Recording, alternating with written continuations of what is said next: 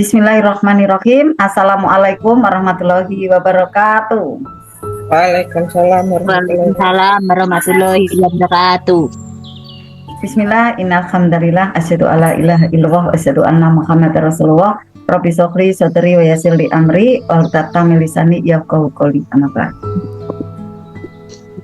Alhamdulillah, malam ini akan membahas tentang titik terendah yang terindah. Mirip-mirip ya, ndak janjian sih gitu kan. Iya. Kita ndak janjian, tentu materinya tidak gitu ya. Tidak, Isinya tidak. Ya, alhamdulillah. Sahabat yang dicintai oleh Allah, malam hari ini kita akan bersama-sama untuk berlatih kembali ya, membereskan gitu ya. Ada asap-asap, ada perisai, ada debu-debu yang bisa jadi menempel ya, ada di bawah sadar kita, di pikiran kita. Yang itu pun harus rutin untuk kita latih, kita bersihkan, seperti halnya jendela ya, kaca yang ada di rumah kita ya, untuk rutin kita bersihkan. Ya, betapa keuntungannya besar sekali, banyak sekali saat kita rutin berlatih. Karena sangat beda bagi orang yang rutin berlatih dan yang tidak berlatih ya. Kalau yang tidak berlatih zona nyaman, mungkin kelihatannya enak, tapi pada saat ada tumpukan ya, rasanya itu luar biasa ya, dahsyatnya gitu kan. Akhirnya harus mencari ya jawaban ke sana ke sini gitu ya, dan juga belum tentu langsung mendapatkan ada kenyamanan gitu kan. Nah, beruntungnya teman-teman yang ada di sini yang rutin berlatih menjaga energi bahagia yang ada di dalam diri kita. Nah, ada sebuah kisah ya, walaupun ini adalah sudah sering berlatih gitu ya. Walaupun kita ya, mungkin juga saya seperti itu ya, pada waktu sudah rutin berlatih. Nah, tiba-tiba saja ada sesuatu hal yang memang bisa jadi di situ diartikan banyak sekali ya pada saat kita mengalami sebuah tumbukan ya. Di antaranya yang pertama ya, bisa jadi nilai kita kurang ya dalam mencapai sebuah cita-cita, kemudian dibutuhkannya rasa sabar ya, rasa ikhlas dari dalam diri kita yang di situ nilai ya, firman Allah kurang. Akhirnya kita harus bisa memberikan ada nilai baik yang lebih. Dengan apa? Dengan bisa di sana kita sampaikan keren, dengan ada kesabaran gitu ya. Atau yang kedua ya adalah artinya kita dibersihkan ya, ada noda kemarin yang sempat ya terlintas ataupun di sana sempat ya terlukis gitu kan, tidak baik gitu kan, akhirnya perlu untuk dibersihkan. Nah, ada kisah ya seseorang, walaupun itu sudah mengalami banyak keajaiban, ternyata persoalan itu tidak berhenti ya pada waktu sudah ajaib. Kadang kan kita seperti ini teman-teman ya, kayak kita baca Al-Quran lah gitu ya, pada saat kita membaca di depan gitu ya, di tengah dan di belakang itu kan belum kita baca gitu kan, belum tahu, atau yang sudah hafal ya, kadang hafal di depan, yang tengah dan di belakang itu belum hafal gitu kan. Pada waktu sudah ke tengah gitu ya, yang di depan ini udah hafal gitu kan, tapi lama-lama pada saat di halaman yang belakang, yang di depan agak tidak ingat gitu kan ya. Akhirnya seperti itu ya, seperti itu yang terjadi ya pada seseorang ini, bukan ada di sini ya, saya sebagai contoh saja. Oh, ternyata seperti itu ya gitu. Maka yang dikatakan adalah rahasia gitu ya, rahasia magnet rezeki, rahasia, sangat rahasia. Kalau orang yang tidak rutin berlatih tidak paham. Nah, contohnya seperti ini teman-teman. Seseorang itu ya ditinggal oleh pasangannya gitu kan, tiba-tiba keluar kota gitu. Nah, pada saat di luar kota itu ya si istri telepon gitu. Nah, ayah ya, papa pulang kapan, kenapa pulang terus ya, papa pulang kapan, kenapa papa pergi terus gitu kan ya, kenapa papa enggak pulang-pulang gitu. Nah, di sini ternyata pada saat mengatakan papa kapan pulang, papa kok pergi terus tidak pulang-pulang gitu kan ya, di sana ternyata ada keinginan. Nah, ini di sini ya berlatihnya teman-teman ya. Pada saat sang istri mengatakan seperti itu, kenapa sih papa kok tidak pulang-pulang gitu kan. Nah, di situ ada rasa aku yang kesepian gitu, aku yang merasa sepi gitu kan. Nah, kemudian aku yang paling sengsara, di sana ada keakuan, tidak terasa gitu teman-teman. Tiba-tiba ya pasangan hidup yang tadinya ngomongnya sudah santun, sudah baik gitu ya, terkena tuh debunya, tiba-tiba saja, ya biarin aja tuh, saya kan mau pergi, biarkan aku sendiri, udah aku mau pulang kapan, biarin aja gitu. Akhirnya kepahitan gitu kan. Nah, muncullah emosi itu kan. Kita ingat ya pelajaran yang kemarin ya, pada waktu ada emosi muncul, itu neraka gitu kan. Tetapi bagaimana hati kita selalu sejuk, itu surga gitu ya. Maka saat ada temen ya beli kulkas, kok kita rasanya tidak ikut senang gitu kan, malah menuduh, wah itu beli dari kredit gitu, itu neraka teman-teman. Gitu kan ya, itu ilmunya yang kemarin ya. Maknanya neraka yang sudah dirasakan ada di dunia ini, tidak nyaman itu gitu kan. Di mana? Di kuantumnya, di hatinya gitu kan. Akhirnya seseorang itu bertanya ya kepada gurunya, Pak Yai, saya gimana ini, saya rasanya itu tidak nyaman gitu kan, saya salah apa gitu. Akhirnya Pak Kiai itu mengatakan, coba dirunut, mungkin ada perkataan yang tidak baik. Enggak, Pak Kiai, saya sudah baik semuanya gitu kan. Oke, Garputala ya gitu. Akhirnya Garputala. Ketemulah di sana ada surat An-Naml gitu ya, di ayat 82. Nah, ternyata betul tentang perkataan gitu kan. Akhirnya di sana diketemukan. Pada waktu ya, ini untuk kita pelajari ya diri kita ya. Pada waktu kita menyampaikan di sana ada kekecewaan ya, kemudian di sana ada tuduhan, berarti itu doa. Itu ya kan? Papa kenapa enggak pulang-pulang gitu. Papa kenapa pergi terus gitu kan. Akhirnya dia pergi, enggak mau pulang gitu kan. Seperti anak-anak kita, kalau kita mengatakan main game terus ya dia main game terus karena doa kita, benar enggak? Ya, karena frekuensi dari energi kita yang terlontar ke sana, seperti ya udah kamu game aja terus gitu kan. Itu secara energi bahasanya seperti itu. Hampir 11-12. Harusnya bisa TSL. Oke Mas, oke Papa, silahkan. Yang membuat Papa senang apa? Silahkan. Ya, saya doakan dari sini, Mama doakan Papa di sana sehat ya gitu. Udah, terus TSL. Walaupun di dalam batinnya, ya Allah, aku kangen sama suamiku. Mungkin kan seperti itu, batin ya. Nah, justru pada saat TSL seperti itu, ya, melepaskan, merilis, walaupun di sini ada rasa kangen, tapi diutamakan adalah, wow keren, alhamdulillah ada hikmah baik di balik ini. Oke, Pak. Oke, Papa, silahkan. Yang penting Papa senang ya di sana. Kemudian Papa saya doakan sehat gitu. Di sana nyaman gitu ya.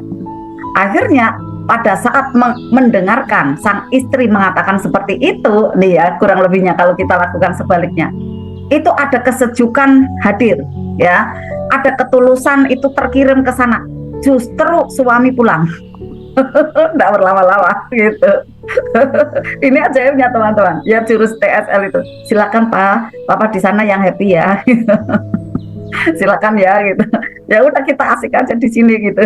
Saya pernah praktek seperti itu soalnya. Ternyata malah pulang gitu. Tapi justru kalau malah pergi. Jangan pergi tapi malah pergi gitu kan ya. Karena apa? Karena ada kemarahan, ada ketidaknyamanan ya. Kok istriku seperti itu? Panas energinya, wah sekalian pergi aja gitu kan, padahal jangan pergi.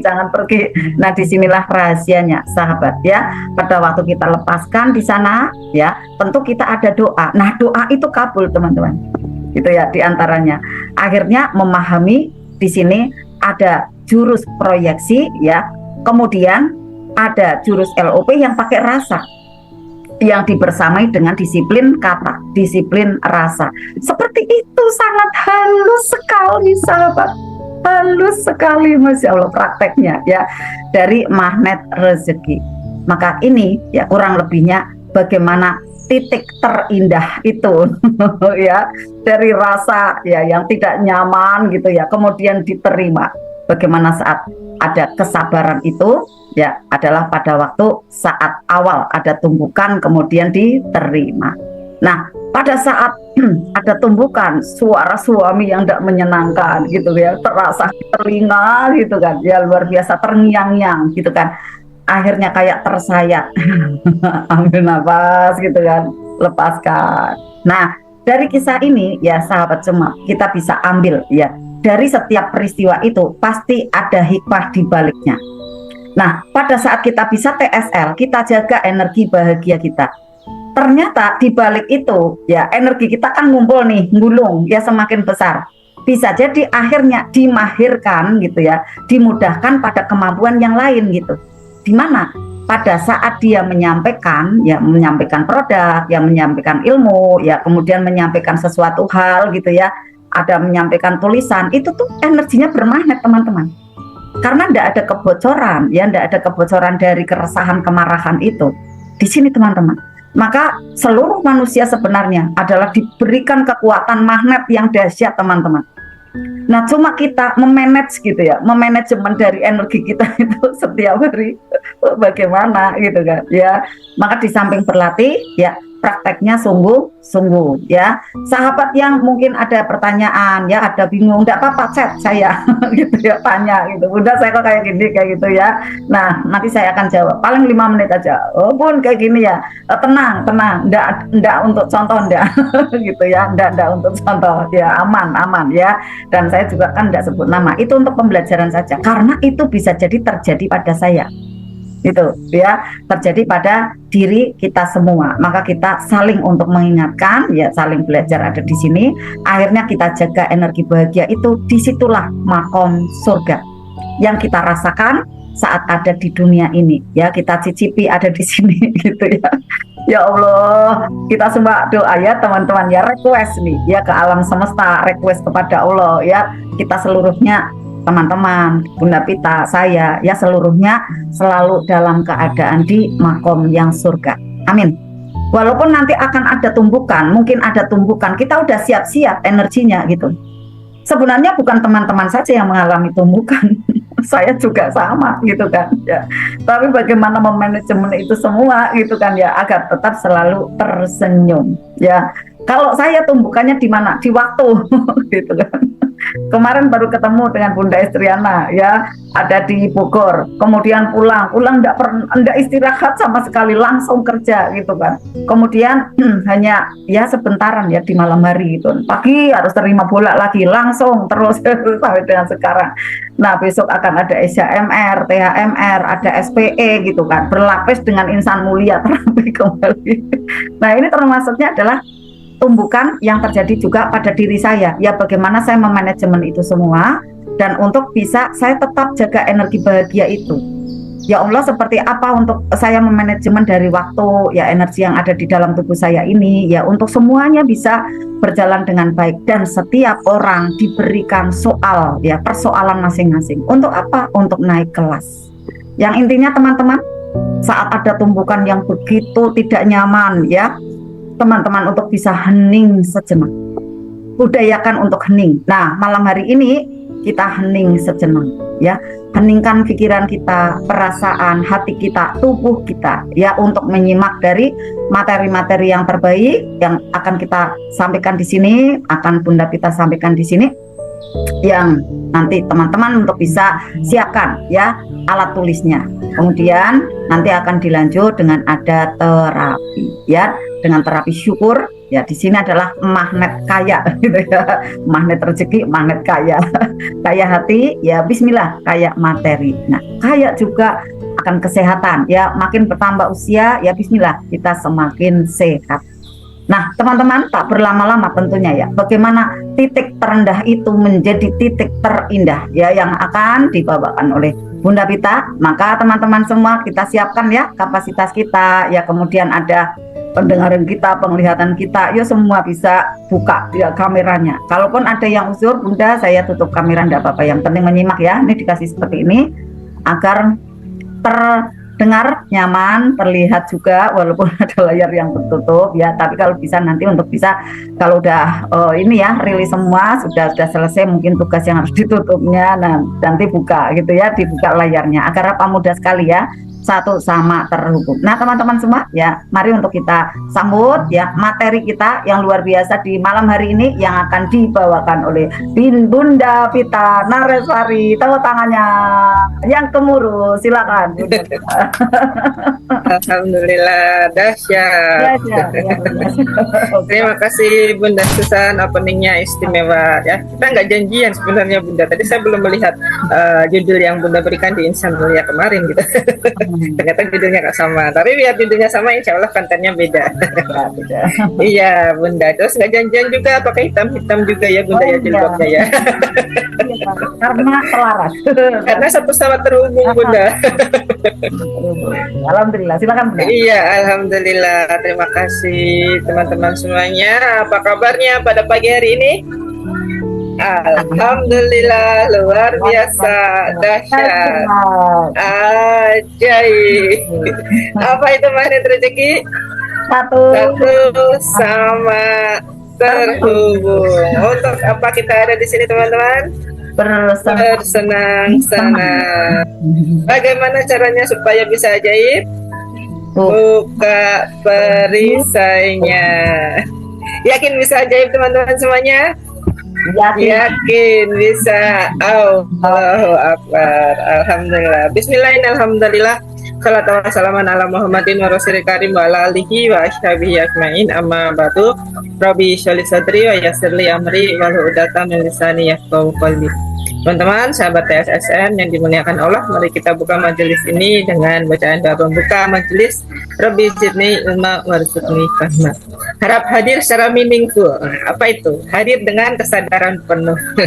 Jangan menghilang. Maksudnya menghilang bagaimana, ngantuk? Ya, tapi mungkin ya kalau mendengar suara saya atau mendengar suaranya Bunda Susan itu masuk ke gelombang alfa, kadang-kadang langsung masuknya ke gelombang theta.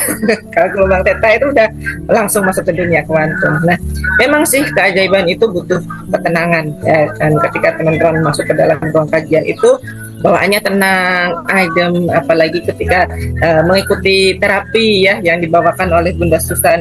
Ada yang prosesnya beda-beda ya teman-teman. Ada yang kemarin Bunda Bunda Siti Rohani ya. Ada yang bersendawa terus, kemudian ada yang mengantuk, kata Ayah Asyari, kemudian ada juga yang merasa kayak keluar apa gitu ya di punggung dan lain sebagainya. Jadi teman-teman nggak perlu takut. Ini adalah bagian dari proses yang kita lalui. Kenapa? Di sana ada detox ya, detox yang harus dikeluarkan, racun-racun yang selama ini mengendap mungkin di dalam hati kita yang ternyata bisa memberikan efek ya untuk tubuh kita. Dan insya Allah di terapi ini itu disembuhkan. Nah, yang menyembuh bukan hanya secara fisiknya, tapi kita sembuhkan dulu secara kuantum di hatinya teman-teman semuanya ya, agar lebih bahagia dan gembira ya, terutama ketika menghadapi tumbukan atau persoalan-persoalan yang kurang menyenangkan di hati ya, itu pasti ada berbagai macam tantangan ya, kayak Bunda Trimurni misalnya ya, dapat upgrade menjadi kepala sekolah, dapat tumbukan lagi pastinya bagaimana cara mengatur tata kelola anak buahnya gitu kan.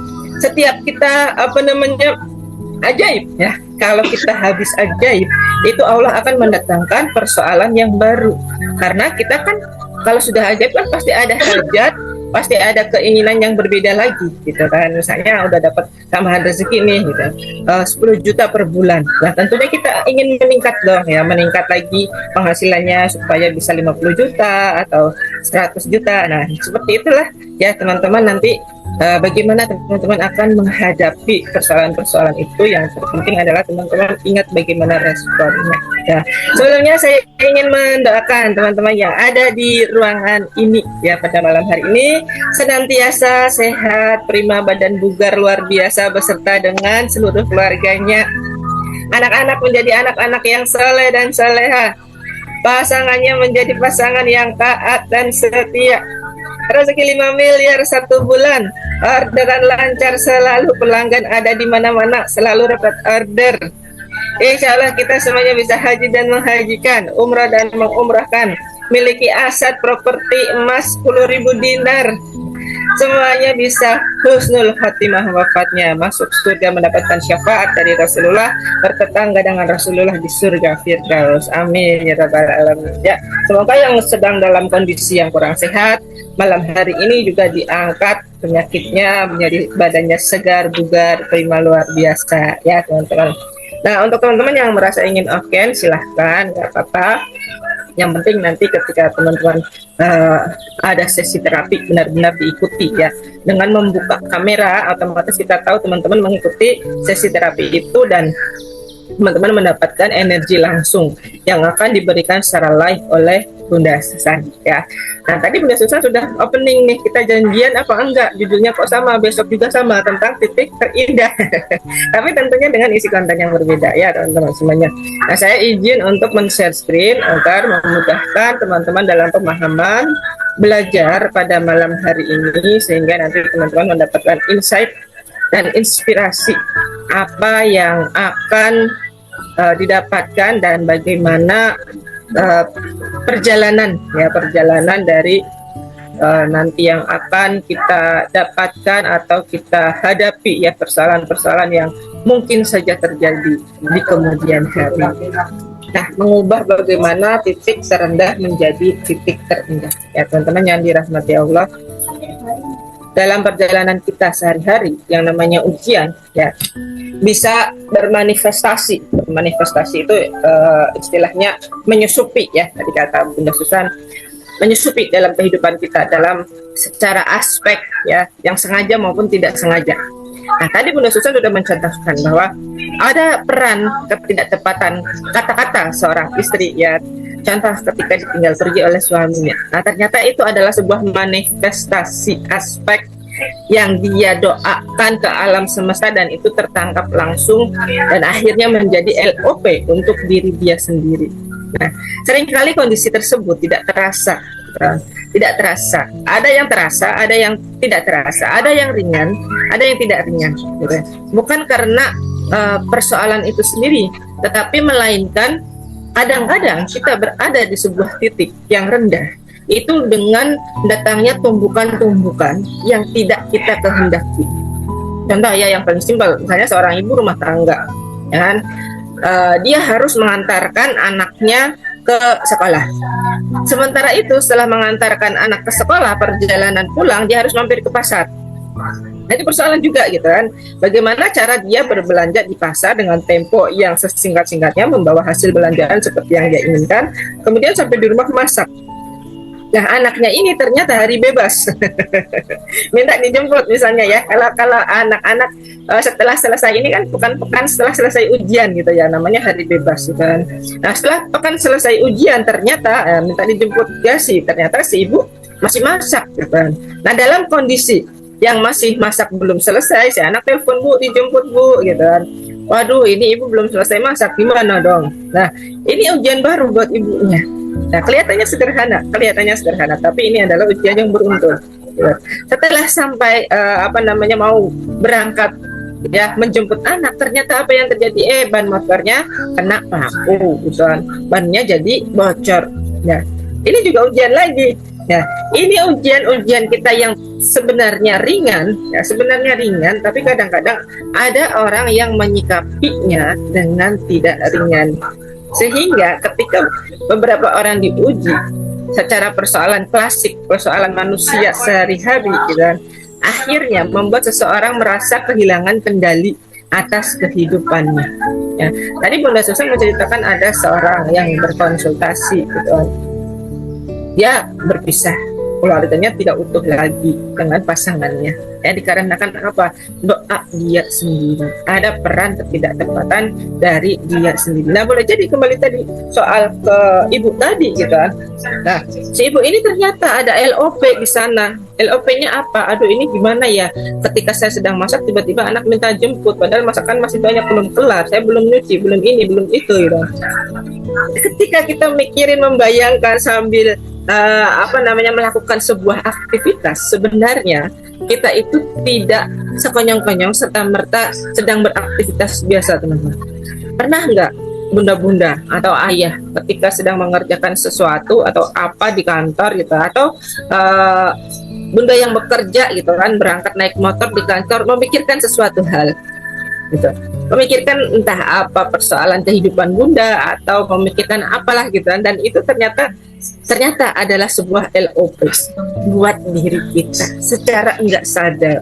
Nah, bagaimana kita bisa mengkontrol itu semuanya agar tidak menjadi sebuah manifestasi yang kurang baik ya manifestasi yang tidak benar untuk kehidupan kita, atau mungkin ya seorang ibu rumah tangga biasa harus merawat ya mertuanya atau merawat orang tuanya yang sudah sepuh gitu kan, tiba-tiba saat merawat, aduh kenapa ini orang tua merepotkan dan lain sebagainya gitu. Nah, otomatis berdoanya adalah merepotkan gitu. Ketika kita berdoa yang kurang baik, itu juga yang akan terkabul. Sehingga ketika ada persoalan yang baru, kita kehilangan kendali atas diri kita sendiri, menyebabkan diri kita merasa emosi, tertekan, marah ya, egonya muncul di sana, dan semua hal yang kurang baik gitu. Nah, ini semua pasti dihadapi oleh manusia, bukan hanya saya, bukan hanya Bunda Susan, termasuk Pak Nas sendiri seorang CEO dari perusahaan gitu. Kondisi ini adalah saat di mana perisai rezeki kita sedang diuji. Kenapa saya bilang perisai rezeki diuji? Dalam artian ketika kita mendapatkan persoalan, respon kita itu apa? Respon kita itu bagaimana? Kalau respon kita mengeluh, kalau respon kita enggak sabar, kalau respon kita tidak tenang saat diuji, nah berarti otomatis. Mana mic-nya ditutup dulu ya, Bunda Fitra. Halo, mic-nya ditutup dulu ya, Bun.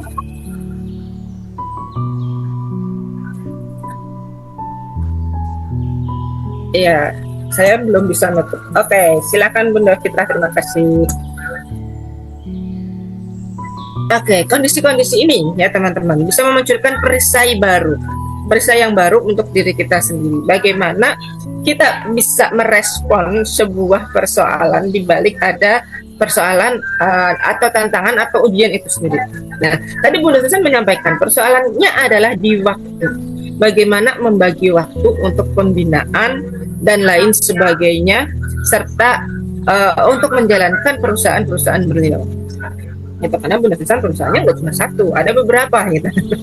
Tanpa mengurangi hak dari karyawan, tanpa mengurangi hak dari para peserta Magnet Rezeki, tanpa mengurangi hak dari orang-orang yang ingin berbelanja. Ya, belanja apa? Konsumen-konsumen beliau di mana? Di SLD untuk jual beli dinar, kemudian di toko beliau di SR12 gitu kan. Nah, bagaimana kita bisa merespon sebuah keadaan itu? Kita diujinya apa? Kayak saya sebagai kepala sekolah nih. Ya. Saya sebagai kepala sekolah, alhamdulillah kebetulan saya diamanai untuk menjadi seorang PLT ya di sebuah SD yang kurang lebih jaraknya tidak dekat gitu dengan SD yang saya diamanai sebagai KS definitif gitu ya di situ. Nah, beda antara PLT dengan definitif itu adalah di waktu. Satu, di masa pengabdiannya, ya, masa pelayanannya. Kalau KS definitif, masa pelayanannya kepada masyarakat, kepada guru-gurunya, kepada muridnya itu lebih lama. Sedangkan untuk PLT hanya jabatan sementara, menggantikan sampai hadirnya kepala sekolah yang definitif di situ. Tapi untuk tugas dan tanggung jawab sama. Untuk pelayanan administrasi juga sama, gitu ya. Nah, persoalannya antara sekolahan satu dengan sekolahan yang lainnya pasti berbeda, tidak bisa disamakan. Ya sama-sama sekolahan, tetapi kan muridnya beda, jumlah gurunya beda, jumlah muridnya juga beda, karakter dari orang-orangnya juga berbeda, gitu. Nah, yang satu itu ada di untuk kepala sekolah definitifnya gitu ya, ada di daerah yang kurang ramai. Karena masuk gitu kan, masuk ke daerah yang lebih pelosok dengan kondisi medan area yang wow keren gitu kan. Tapi karakter muridnya di sana keren-keren semuanya. Guru-gurunya juga cekatan, sangat amanah dan mereka sangat welcome dengan sesuatu hal yang baru gitu. Dan, tapi yang tidak ringan adalah di medan perjalanannya itu gitu kan. Ketika saya mendapatkan SK mutasi atau SK penempatan di sana, saya nggak mau cerita orang lain, saya ceritakan diri saya sendiri. Apa yang saya dapatkan di sana, wow keren gitu. Alhamdulillah wow keren, saya ada di tempat ini, ya Allah terima kasih gitu. Mungkin ada terbesit pikiran saya, LOP saya di masa lalu yang tertuju di SD ini, sehingga saya engkau tempatkan di sini gitu. Waktu pertama mendapatkan himbauan itu atau mendapatkan penugasan itu, saya hanya diem aja. Walaupun yang lain menangis, saya heran kenapa ada orang menangis ketika saya dipindah gitu. kenapa ya bu kita medannya begini ya nggak apa-apa, bagi saya jauh dekat sama aja ya, toh ya ini masih di Pemalang, toh masih di satu kecamatan, toh saya tidak dipindah di luar kabupaten gitu kan, saya pikirnya seperti itu. Toh yang lain saja bisa, kenapa saya enggak ya. Tapi begini bu, ya itu kekhawatiran kalian, saya tidak mengkhawatirkan apapun, saya udah bisa lepas gitu ya, sudah bisa merilis, saya sudah bisa ridho, sudah bisa menerima itu. Nah, ketika orang-orang melihat saya sudah happy, Allah mendatangkan persoalan yang baru. Gitu. Di mana? Di tempat yang kedua. Gitu. Di tempat yang kedua ada karakter guru yang berbeda, kemudian ada karakter murid yang berbeda juga di sana. Gitu. Nah, tempat kedua ini tempatnya lebih mudah diakses, tapi persoalannya lebih kompleks lagi di sana. Dan ada kejadian hari ini yang benar-benar membuat saya wow keren gitu. Saat saya kan begitu guys ya, misalnya saya sehari di sekolah A, kemudian hari berikutnya saya harus di sekolah B gitu. Saat hari kemarin saya di sekolah A, ternyata hari kemarin ada kejadian di sekolah B, sekolah di mana saya menjadi ampuan atau pelaksana sementara kepala sekolah yang ada di situ. Ya.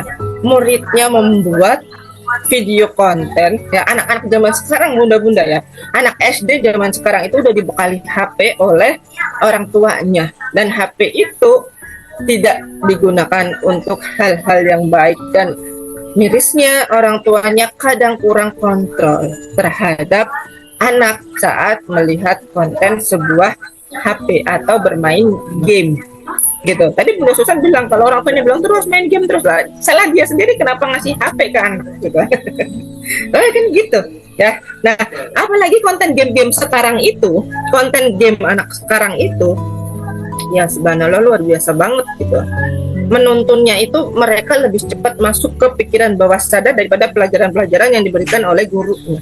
Ini saya yang kurang setuju, dan saya sangat mendukung program pemerintah yang memberikan HP saat anak sudah berusia 16 tahun. Makanya ketika saya kemarin pernah membelikan HP kepada anak saya, gitu, saya ambil lagi. Karena saya nggak mau, meskipun tidak bisa lepas sama sekali dari HP, gitu kan. Nggak mau saya kehilangan kontrol ya, kehilangan kontrol terhadap anak saya, terlalu banyak bermain HP sehingga akan menjauhkan pikiran bawah sadarnya dari orang tua gitu. Jadi saya mungkin akan memberikan HP setelah dia SMA. Jadi anak saya SMP ya sampai kelas 9 ini belum saya kasih HP, dan saya harus merelakan, saya juga harus merelakan HP saya apabila mau dipinjam untuk keperluan sekolah dia gitu. Dan itu pilihan yang terbaik menurut saya. Karena saya bisa mengkontrol dia di sana, apa yang dia akses, apa yang dia tonton, apa yang diajak berkomunikasi gitu. Terhadap orang lain siapa yang diajak komunikasi, itu lebih mudah kita kontrol di sana daripada kita harus memberikan HP anak sendiri, hak milik anak gitu. Nah, seperti inilah keadaannya, kondisi anak-anak kita sekarang. Nah, balik lagi tadi di konten ya. Di konten game ya, aplikasi game Free Fire, Roblox gitu, kemudian ada Sakura Simulator atau Minecraft ya, dan lain sebagainya. Konten ini ya ada yang bersisi baik, ada yang kurang baik, kurang bagus untuk anak. Misalnya Minecraft itu dia bisa ambil sisi positifnya, ada bisa bukan. Tapi ini lebih baik daripada game Roblox. Dan Roblox menurut saya lebih baik juga daripada game Free Fire atau Mobile Legends. Karena apa? Mobile Legends dengan Free Fire itu adalah permainan model RPG. Jadi RPG itu simulator untuk melatih kuantum anak untuk bertempur. Nah, gitu. Dan di sana ada akses untuk chatting, ada akses untuk membuat status seperti status WhatsApp, ya. Dan ada akses untuk mengenal orang di dunia luar. Free Fire dengan Mobile Legends. Nah, setelah itu apa? Apa yang terjadi kemudian?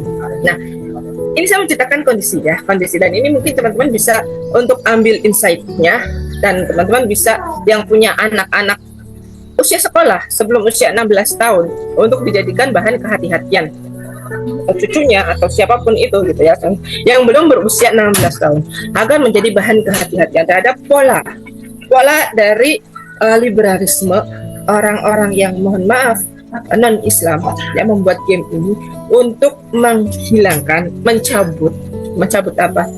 Akar adab dari anak-anak zaman sekarang. Ya. Sehingga membuat mereka mengajari mereka menjadi anak-anak yang egois dan garis kebenarannya tinggi. Fakta, ya. Nah, kejadian yang saya alami hari ini, wow, kerennya adalah anak kelas 6 SD ayah bunda bisa membuat konten kemudian perundungan terhadap adik kelasnya kelas 5. Dan kemudian ya mereka kompak sepakat, ada satu anak yang sedang berkelahi selisih paham dengan adik kelasnya kelas 5. Kalau masalah perkelahian di SD itu sudah lumrah biasa, bukan? Nanti biasanya mereka akan berkumpul kembali dan baik-baik saja. Persoalannya adalah ketika semua ini jadi konsumsi publik, apa-apa harus serba dikontenin, dan mereka menganggap jika ada sebuah kejadian yang berbeda hari ini dan saya membuat sebuah konten, saya akan merasa wah gitu. Dan itu diuploadlah di sosial media yang namanya aplikasi Free Fire, terdownloadlah oleh beberapa pihak dan akhirnya viral kemana-mana di beberapa aplikasi sosial media. Ini belum selesai. Wow, kerennya saya belum selesai gitu. Dan saya merasa ini adalah ujian saya untuk naik kelas gitu. Nah, momen-momen tidak mudah seperti ini siapa saja pasti pernah mengalami. Maka ketika barusan habis maghrib jam 18.30 saya di WA. Apakah Bunda Vita nggak deg-degan? Tadi iya. Begitu mau masuk ke ruangan ini saya sebenarnya udah tenang gitu, tapi kemudian dapat WA lagi dari dinas gitu. Wow, keren lagi, alhamdulillah. Saya bilang, ya saya sudah menurunkan garis kebenaran saya lalai Pak, ya saya yang salah, saya coba belajar. Ya, apapun yang akan terjadi, saya akan hadapi itu dengan wow, keren. Gitu. Nah ini seni Bapak Ibu, ini adalah seni dari kehidupan. Karena saya yakin di situ ada gaya tarik magnet rezeki yang akan ditimbulkan jika kita mampu merespon titik terendah yang kita hadapi hari ini, agar menjadi sebuah titik yang terindah berbalik menjadi sangat kuat untuk mendatangkan keajaiban. Kalau kan Bunda Susan bilang kemarin, kamu diuji, wow keren gitu, pasti ada tumbukan lagi berikutnya di WA gitu kan. Bunda masa gitu. Lah kamu mau jadi miliarder, amin saya bilang.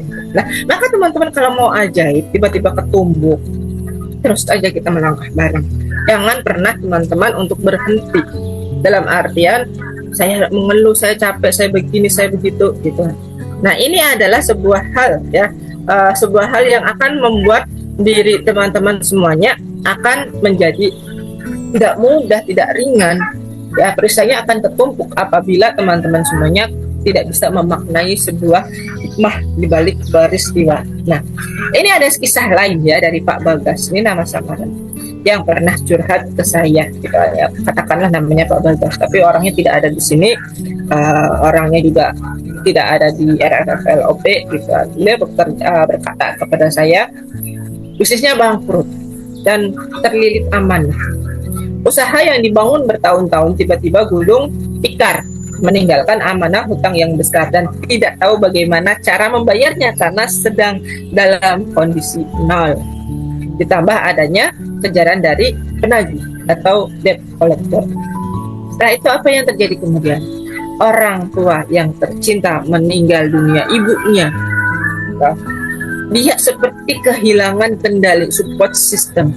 Sementara istrinya di rumah otomatis karena kurang dibiayai oleh suaminya, ngeluh gitu kan, kapan bayar anak sekolah, bagaimana dengan makan sehari-hari ya.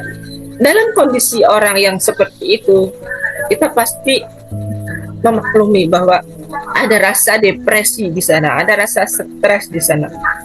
Bagaimana bisa menemukan sebuah titik ketenangan apabila datang persoalan yang bertubi-tubi ya, seperti Pak Bagas ini, siapa yang sanggup gitu.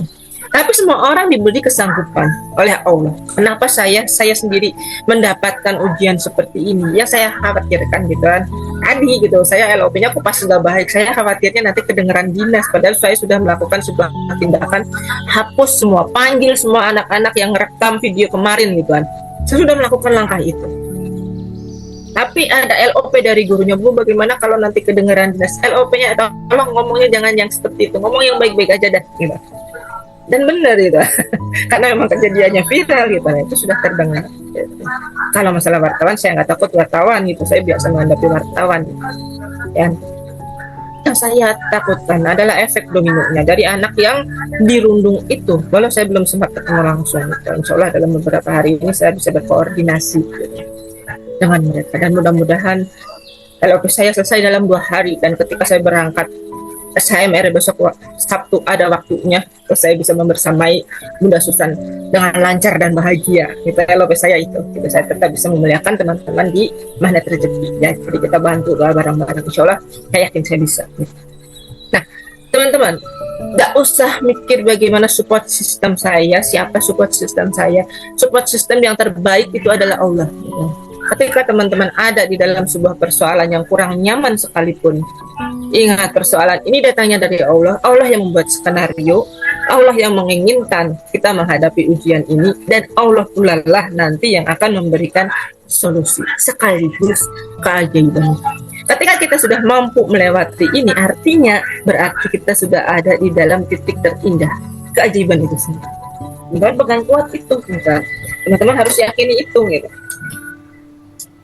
Nah, kemudian teman-teman, untuk bisa mencapai langkah yang terindah ini, apa yang harus kita lakukan? Yang pertama, teman-teman harus memahami bahwa konsep untuk ajaib itu pasti kita akan menerima dengan bungkus permen. Ya. Hal yang manis itu datang dengan bungkus. Maka ketika teman-teman berada di dalam titik yang kurang nyaman, teman-teman afirmasi, teman-teman sampaikan ya dalam diri teman-teman sendiri, camkan ini bukan ujian yang terberat dalam hidupku, ini bukan persoalan yang tidak ringan dalam hidupku. Saya pernah melalui ini ya Allah, dengan skenariomu yang berbeda. Ya, ini adalah bungkusnya, engkau akan memberikan permen manis. Insya Allah engkau menyiapkan ya keajaiban yang besar untukku. Terima kasih ya Allah, alhamdulillah. Nah, nanti sambil dibawa ke uang terapi syukur gitu. Bagaimana saya bisa mensyukuri Bunda ketika saya ada persoalan? Kenapa saya harus bersyukur? Jangan pernah fokus pada persoalan itu. Kalau teman-teman fokus pada persoalan itu yang ada kecemasan, tidak bisa tidur, tidak enak makan, gitu. Tadi ada guru gitu ya, teman saya guru gitu, kalau melihat kejadian seperti ini dia takut, ya gemetar sampai nggak bisa makan. Belum dari pagi saya belum bisa makan, sampai siang ini mau makan, itu saya sudah menyiapkan nasi bungkusnya, dia nangis terus gitu. Saya tenangkan dia, ya saya bilang yang bertanggung jawab di sekolah ini adalah saya, karena secara langsung dan tidak langsung yang mendapatkan surat keputusan itu adalah saya yang ditandatangani oleh Bapak Bupati. Ketika kejadian ini ada, berarti kita semua sedang diuji dan mau dinaikkan levelnya oleh Allah. Ingat kejadian ini baik-baik teman-teman, dan catat ini sebenarnya akan menjadi kebaikan untuk diri kita, walaupun diawali dengan kejadian yang tidak baik gitu. Lalu apa yang terjadi kemudian? Kita harus sama-sama untuk menurunkan garis kebenaran. Garis keakuan, garis ego ya, garis emosi gitu. Ini adalah koridor di mana kita harus dengan sadar menurunkan ego serendah-rendahnya. Ya, karena semua orang punya andil atas kejadian ketidaktepatan ini, saya bilang seperti itu. Ini adalah kelalaian kita bersama saat kita sibuk untuk mengolah nilai, kita tidak memperhatikan sedang apa mereka gitu. Nah, maka untuk bertumbuh, untuk sembuh, teman-teman harus mengakui setiap ada ujian. Walaupun teman-teman merasa saya nggak salah kok, kenapa saya harus mengakui saya salah gitu. Nah, semua orang itu pasti ada dosa, semua orang itu pasti ada hilaf, semua orang pasti ada keterbatasan sebagai manusia, ya kan? Karena kita adalah makhluk, bukan Allah.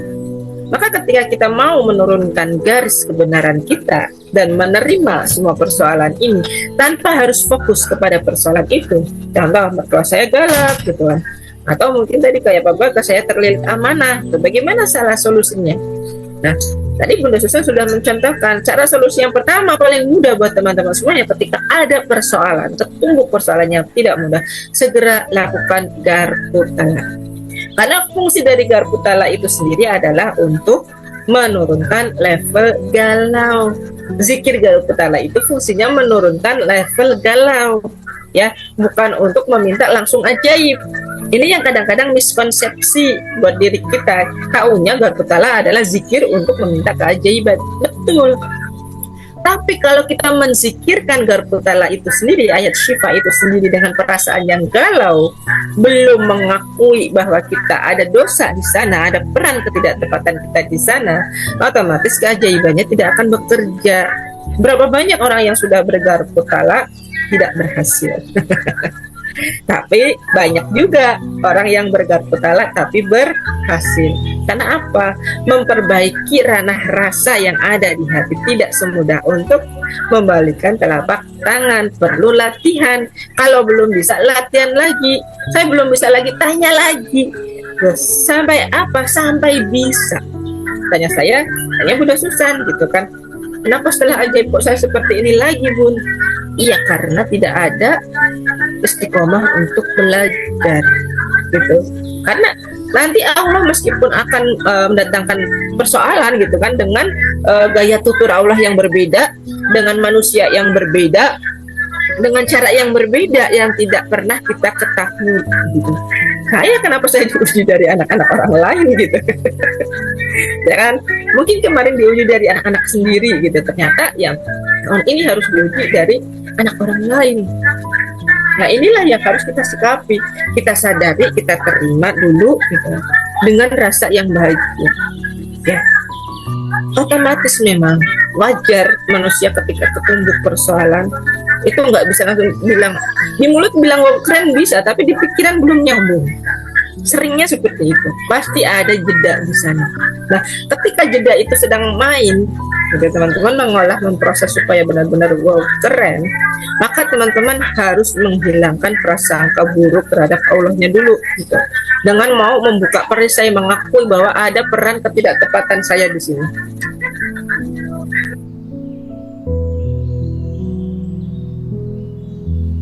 Nah, perisai ini bisa berupa dosa-dosa kita di masa lalu yang Allah belum ridho. Perisai ini bisa prasangka buruk kita ke orang lain. Boleh jadi ini juga prasangka buruk kepada Allah. Boleh jadi kita pernah mendolimi orang lain. Boleh jadi kita pernah memutus silaturahmi kepada orang lain. Boleh jadi kita pernah bergibah dan lain sebagainya. Nah, menyadari adanya persoalan ini adalah titik terbaik untuk teman-teman melangkah menuju titik terindah.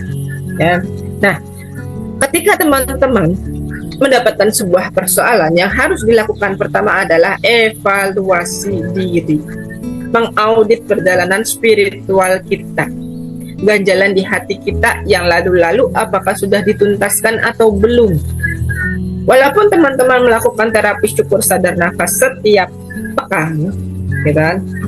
Tapi boleh jadi secara nggak sadar ada kejadian di lalu-lalu yang belum terselesaikan. Maka itu harus dihancurkan. Dengan melakukan malam hari ini dengan proses pembersihan yang sungguh-sungguh. Nah, proses sholat taubat juga dilakukan dengan sungguh-sungguh. Teman-teman, di ruangan terapi syukur sadar nafas ini adalah proses pertaubatan kita. Proses pertaubatan kita, proses untuk permohonan maaf kepada orang lain. Di sini adalah proses untuk memperbaiki ranah rasa kita yang akan kita tumbuhkan, yang akan kita munculkan untuk orang lain. Gitu. Membersihkan hati dari penyakit-penyakit iri, dengki, dan sombong. Boleh jadi kita sombong setelah menerima keajaiban. Boleh jadi kita iri ya dengan orang lain yang mendapatkan keajaiban, kenapa saya belum. Itu juga perasaan yang kurang baik. Sadar apa nggak sadar, gitu. Udah istiana closingannya 5 juta per bulan saya belum gitu kan. Nah, teman-teman galau gitu kan, gimana sih rasanya closing biar bisa 5 juta sebulan. Nggak perlu seperti itu sebenarnya teman-teman.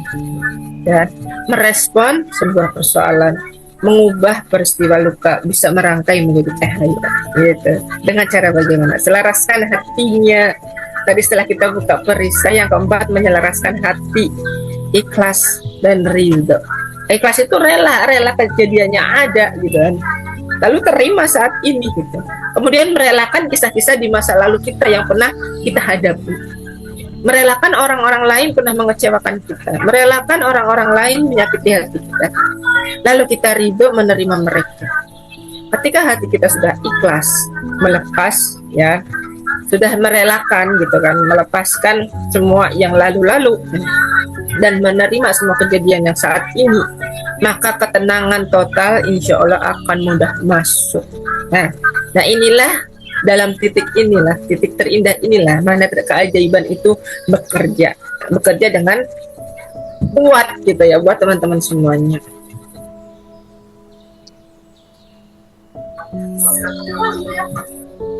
Oke, benar. Nah ini, lalu amalannya apa teman-teman? Ini adalah durasi jangkar waktu berusaha kita. Nah, jangan pernah lewatkan subuh. Apa? Subuh amalan apa? 2 jangkar waktu yang tidak boleh kita terlewatkan sama sekali adalah amalan zikir pagi dan petang. Gitu. Amalannya apa Bunda? Supaya kita tidak terkena peristiwa-peristiwa yang kurang menyenangkan. Kalau bilang supaya tidak terkena peristiwa yang kurang menyenangkan, enggak bakalan bisa. Karena sudah jadi polanya Allah. Kalau kita mau ajaib, itu pasti ada tumbukan dan tidak menyenangkan. Nah, paling tidak ketika kita mendapatkan tumbukan yang kurang menyenangkan itu, kita sudah punya pegangan yang kuat energinya. Dan energinya apa? Gerbang kesadaran, mengumpulkan praktek-praktek dari jurus-jurus nahdlatul rezeki itu sendiri. Teman-teman biasa zikir pagi dan petang, lakukan itu kan? Karena di subuh pagi hari ya kita bisa meniatkan segala halnya atau sesuatu halnya kan. Di sana kita untuk doa amalan zikir pagi itu sudah meliputi doa untuk tolak bala, doa untuk kesehatan, doa untuk dicemerlangkan penglihatan, pendengaran, perkataan gitu kan. Dan doa untuk mohon pengampunan itu ada di zikir pagi. Gitu teman-teman. Kadang kalau kita tidak zikir pagi, yang biasa zikir pagi, kemungkinan yang akan terjadi adalah dalam satu waktu itu, satu hari itu. Gitu. Pasti ada kejadian yang kurang nyaman. Kalaupun tetap ada kejadian yang kurang nyaman, insya Allah akan ada jalan keluar. Selama hati teman-teman semuanya yakin dan tenang. Dan melatih ketenangan itu perlu proses dan pembuktian. Agar benar-benar ketika ada sebuah kejadian, teman-teman bisa wow keren. Ya, tanpa merespon dengan cemas yang berlebihan. Contoh cemas yang berlebihan. Jadi ya karena saya di situ baru 1 bulan, saya belum sempat mengajarkan ilmu MR kepada teman-teman. Kecemasan mereka berlebihan, nangis bareng. Ya kan, ngomongnya jadi seperti itu, kurang disiplin kata gitu kan. Doa-doa yang dilantunkan kurang baik. Beda dengan teman-teman di SD yang sudah saya tinggalkan gitu kan. Mereka sudah saya kenalkan ilmu MR, kebiasaan sholat duhanya bagus, mindsetnya sudah tertata gitu kan. Nah, saya harus hijrah ke tempat yang baru untuk menata tempat-tempat baru. Ini sudah sekehendaknya Allah gitu. Maka ketika teman-teman praktek ilmu MR dimanapun teman-teman berada, asal teman-teman memiliki ketegaran, it's okay, saya mau ajaib. Ketika berada dalam titik terendah, insya Allah semua bisa berubah menjadi titik terindah. Kayak gitu loh teman-teman. Konsepnya seperti itu. Tanpa teman-teman harus menjatuhkan orang lain atau terlalu fokus kepada orang lain. Yang kita fokuskan adalah memperbaiki diri kita sendiri. Lalu asar bagaimana? Ya, asar ada zikir petang. Nah, zikir petang itu fungsinya ya selain untuk mengevaluasi diri kita setelah kejadian peristiwa satu hari ini, di sana juga ada doa permohonan perlindungan atas apa? Atas buruknya kejadian malam hari. Itu nggak bisa dari subuh kita zikir pagi kita langsung bablas ya batas lewat jalan tol kita gunakan untuk zikir petang sekalian karena hasilnya akan kurang optimal. Nah, zikir petang itu zikir perlindungan juga terhadap atas keburukan di malam hari, gitu, perlindungan supaya kita tidak mendapatkan ketidakbaikan yang ada di malam hari. Banyak kan kadang kalau melaksanakan perjalanan malam, pulang kerja malam gitu kan yang di kota-kota tinggalnya gitu kan. Nah, ini yang kita jadikan bahan evaluasi untuk diri kita sendiri.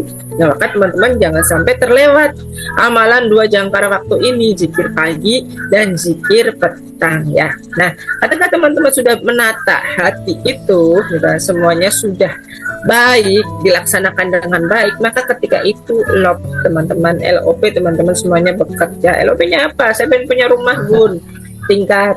Saya pengen uang banyak bun, beratus-ratus juta masuk ke dalam rekening. Saya pengen bisa haji dan umroh bun. Nah, itu lakukan ketika teman-teman sudah berada di level yang mulai naik gitu kan, mulai menyadari berkesadaran, sudah membuka perisai, sudah menurunkan garis kebenarannya, banyakin sholawatnya, dan hatinya udah benar-benar bahagia gitu. Saya yakin saya akan baik-baik saja. Nah, itu ya teman-teman, insya Allah kita semuanya bisa menghadapi apapun yang saat ini teman-teman hadapi gitu ya. Mudah-mudahan ini bisa menjadi insight dan inspirasi buat teman-teman semuanya ketika ada persoalan-persoalan yang kurang menyenangkan. Pesan saya buat teman-teman semuanya ya, tolong awasi anak-anak ketika membawa HP, anak-anak sekolah gitu ya. Anak-anak sekolah yang membawa HP itu semua ketidakbaikan. Sebenarnya HP itu alatnya netral-netral aja kok ya, kan tujuannya untuk berkomunikasi, tetapi ketika itu disalahartikan, saya teringat dengan nasihat guru saya waktu tahun 1994.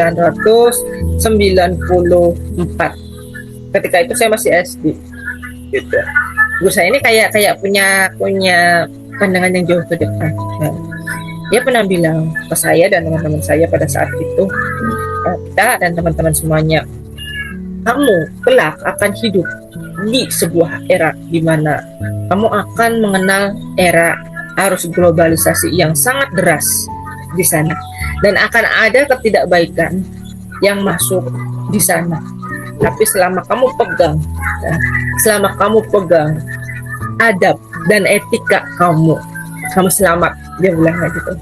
Ya, entah sebanyak apapun ilmu kamu gitu, entah sebanyak apapun ilmu yang kamu miliki, tapi kalau kamu nggak punya adab, nggak punya etika, bagaimana bersopan santun sebagai orang Jawa gitu kan. Karena saat itu saya sekolah di Magelang ya waktu itu, karena memang menjunjung tinggi adat leluhur, juga budayanya di sana sangat bagus sekali gitu. Kamu boleh pegang kata bapak ini gitu. Nanti kamu akan menyaksikan sebuah tantangan zaman di mana kamu memang harus kuat dan tegar untuk berjalan. Mungkin saat itu saya nggak tahu di mana itu, saya sampai ingat nasihat beliau. Saat itu memang momen-momen akhir kelulusan kami gitu. Teman-teman yang mendengarkan nasihat beliau juga sambil berlinang air mata gitu ya. Dan itu memang ternyata terbukti gitu. Arus globalisasi sekarang memang sangat-sangat kuat memberikan dampak gitu ya untuk anak-anak masa kini. Ya. Nah, game-game itu makanya pemerintah mendapat mengontrol gitu kan.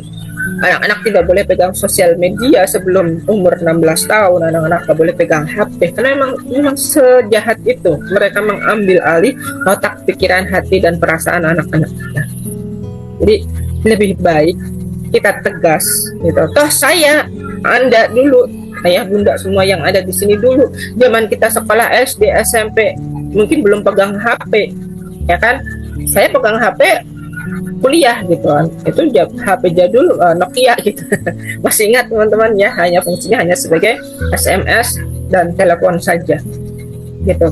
Nah, sebaiknya seperti itu kalau menurut saya, dan kita fine-fine aja kok ya nggak pegang HP. Kita malah tumbuh menjadi seorang generasi yang cerdas, penuh adab, penuh sopan santun dan etika gitu, dibandingkan anak-anak sekarang ya yang sudah dibekali dengan teknologi ya.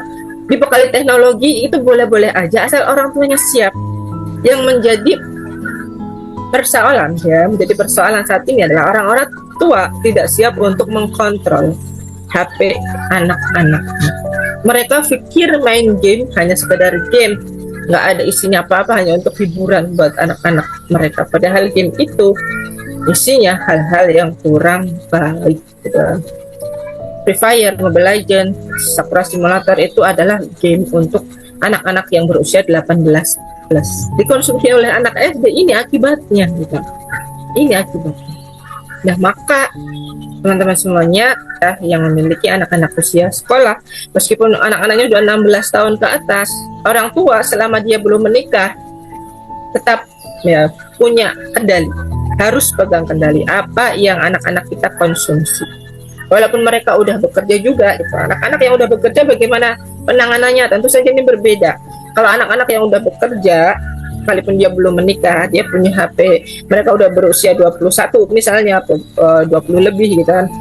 Memang mereka punya kendali penuh. Mereka otaknya lebih sudah berkembang lebih luas lagi. Tapi nggak ada salahnya kita berkomunikasi kepada mereka tentang baik dan buruknya dan apa yang dia pegang supaya bisa satu sama dan terhubung selaras selalu dengan anak-anak sampai mereka menikah tetap memuliakan dan membahagiakan orang tua. Ini adalah pola parenting ya, pola parenting yang bisa kita ambil untuk masa depan anak-anak kita sendiri gitu. Karena kita nggak tahu nanti yang akan terjadi 5 tahun kemudian, 10 tahun kemudian di tengah arus yang seperti ini gitu kan.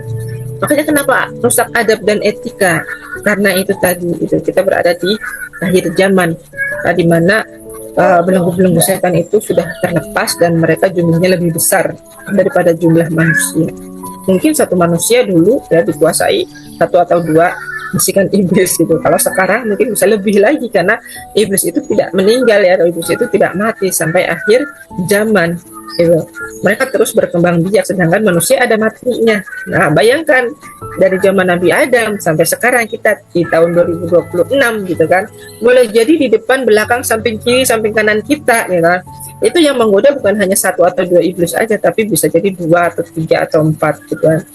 Lebih banyak jumlahnya. Inilah yang harus benar-benar kita kencengin bareng-bareng teman-teman. Benar-benar kita berusaha untuk terus istiqomah bareng-bareng supaya ayolah kita merangkah di mana rezeki ini dengan ketegaran yang penuh, dengan kontrol yang lebih bagus lagi. Seperti itu ya.